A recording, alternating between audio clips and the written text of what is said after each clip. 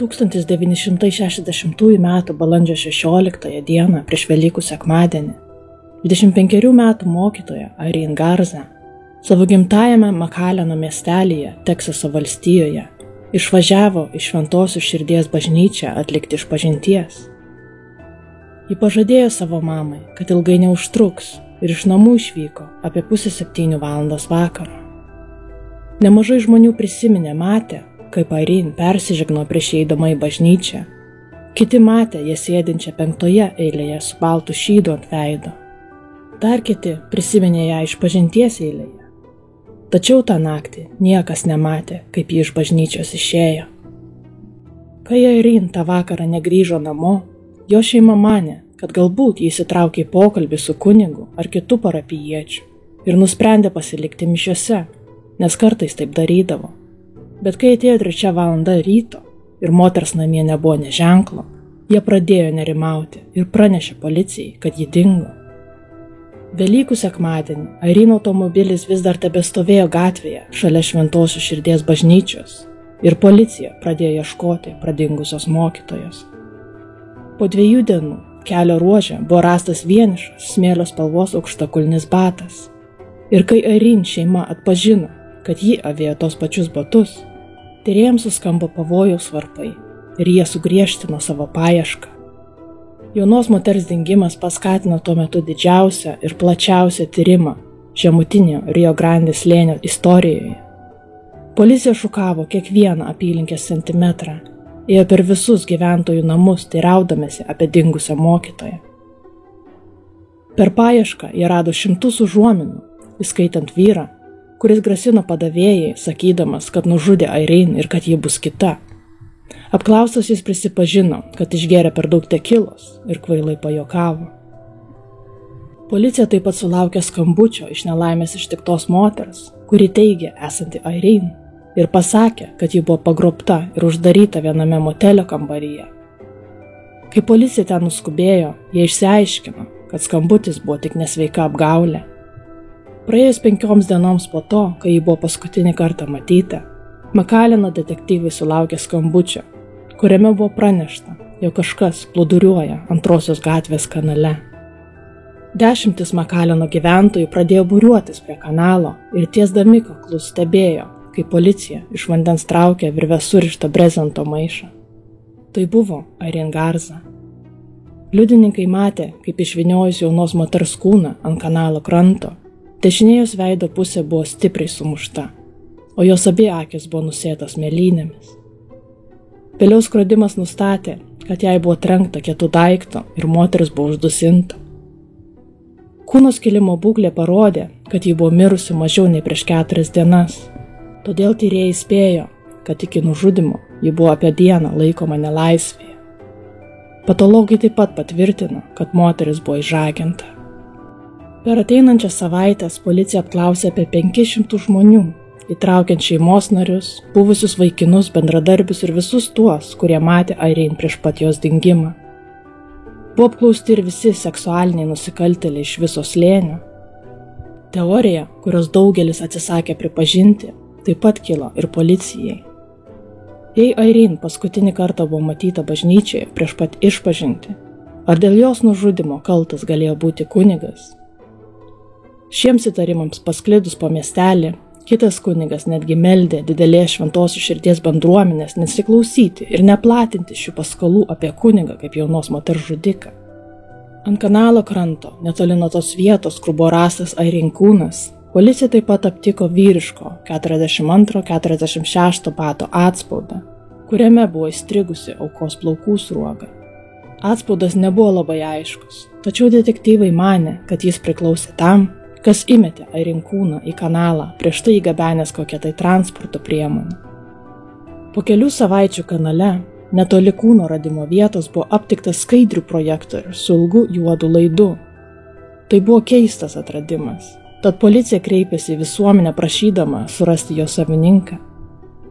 Kunigas Jonas Feitas greitai prisipažino, kad daiktas priklausė jam, tačiau jis negalėjo paaiškinti, kaip jis atsidūrė žmogžudystės vietoje. Irene nakties dingimo metu 27 metų dvasininkas Jonas Feitas buvo Šventosios širdies bažnyčioje, kuris klausė išpažinčių ir dalyvavo vidurnakčio mišiose. Jis buvo šventintas kunigu prieš 2 metus ir tik pastaraisiais mėnesiais atvyko į Makaleną pastoraciniam mokymui ir parapijiečių vertinamas kaip vienišius, turintis nuošalią asmenybę. Jis savo viršininkams prisipažino, kad tą naktį, kai dingo Irene, jis buvo su ja susitikęs privačiai. Tačiau policijos apklausos metu jo istorija apie susitikimą buvo miglota ir kintanti. Iš pradžių jis sakė, kad Irene atėjo į kleboniją išpažinties ir kad jis jai pasakė eiti į pačią bažnyčią. Tačiau vėliau jis pasakojo, kad jis išklausė Irene išpažinti klebonijoje. Detektyvo apklaustas tėvas Josephas O'Brienas atskleidė matęs keistus įbrėžimus ant Feito rankos. Tačiau kunigas tam turėjo įtikinamą paaiškinimą. Ir nors Feitas tapo pagrindiniu įtariamuoju šioje byloje, Makaleno policijos pareigūnai jam darė mažą spaudimą. Įtarimai dar labiau sukilo, kai kita 20-metė mokytoja Marija Guerra 23 dienas prieš Irene išpuolį teigė apsilankiusi Edinburgo bažnyčioje, kai ją maldos metu užpuolė tamsiaplaukis akiniuotas vyras ir nosinė bandė nuslopinti jos riksmus. Kovos su užpuoliku metu Marija įkando jam į pirštą ir vyras ją nusviedęs į sieną pabėgo. Užpulta moteris pastebėjo, kad užpuolikas buvo apsirengęs kaip kunigas, tačiau tvirtino, kad jai buvo per daug gėda prabilti apie tai, kad ją bandė užpulti dvasininkas. Juk kunigai buvo laikomi nepriekaištingais. Ji bijojo, kad toks rimtas kaltinimas jai galėjo reikšti pašalinimą iš bažnyčios. Tačiau tiek Marija, tiek kiti liudininkai matę sprunkantį vyrą po išpuolį iš bažnyčios, atpažino Feitą iš įtariamųjų rikiuotės. Poligrafo ekspertai Feitui atliko melo detektoriaus testą ir pažymėjo, kad kunigas viso interviu metu ne tik išsisukinėjo ir bandė suvaldyti kvėpavimą, bet taip pat apgalvotai pareiškė, kad šioje byloje prieš jį niekada nebus jokių įrodymų. Ir iš tikrųjų nebuvo pakankamai įrodymų, kad Feitą būtų galima nuteisti, bet ekspertai buvo įsitikinę, kad Feitas buvo už tai atsakingas. Nors buvo pakankamai įrodymų prieš Feitą už Marijos užpuolimą, deja jų nepakako kunigą susijęti su Irene nužudymu. 1962 metais Feitas stojo prieš teismą už Marijos išpuolį, už kurį jam buvo liepta sumokėti tik $500 JAV. Po teismo jis dingo iš Makaleno ir buvo perkeliamas iš vieno vienuolyno į kitą Teksaso valstijoje. Irene žudiko paieškos sustojo daugiau nei 40 metus. 2002 metų pavasario popietę suskambo San Antonijaus detektyvo George'o Seidlerio telefonas. Kitame linijos gale prisistatė buvęs vienuolis iš Misūrio, Dale Tacheney. Jis prisipažino, kad maždaug prieš 40 metų į vieno Misūrio vienuolyno bendruomenę buvo priimtas pasimetęs kunigas, Jonas Feitas.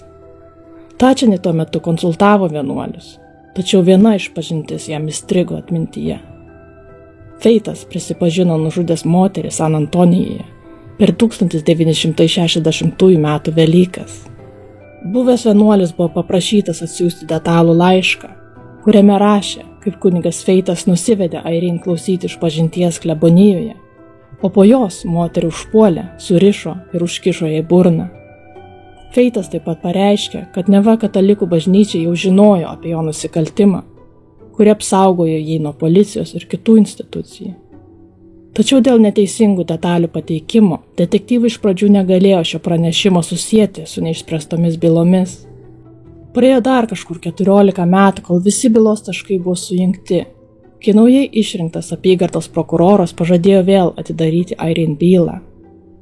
2016 metais žurnalisto apklaustas Dale Tacheney prisipažino, kad jis prisidėjo prie Feito paslapties saugojimo, manydamas, kad tuo metu buvo įpareigotas kunigystės ir žudiko tapatybė turėjo pasilikti savo. Tačiau suprato, kad turi apie tai prabilti, kai jį kreipėsi vienas autorius norėdamas parašyti knygą apie jo kaip vienuolio patirtį. Tačiau Tacheney nebuvo vienintelis liudytojas. Jau anksčiau minėtas tėvas O'Brienas taip pat prisipažino, kad Feitas išsivalė savo sielą ir išsamei papasakojo apie Irene nužudymą. 2016 m. vasario mėnesį Jonas Feitas buvo apkaltintas mokytojos nužudymu įvykdytų prieš 56 metus ir pagaliau suimtas. Jis be abejo neigė turės ką nors bendro su šia žmogžudyste.